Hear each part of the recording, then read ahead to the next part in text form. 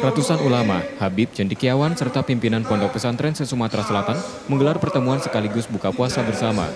Menyikapi dinamika yang terjadi usai pelaksanaan pemilu dan menjelang penetapan hasil rekapitulasi KPU pada 22 Mei.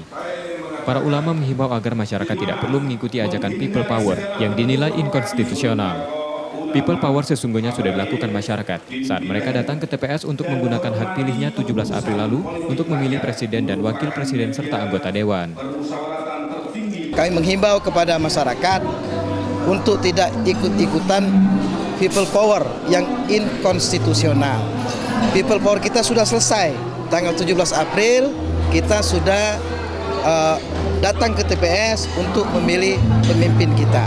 Tinggal sekarang kita menunggu hasil yang dilaksanakan oleh KPU dan Bawaslu.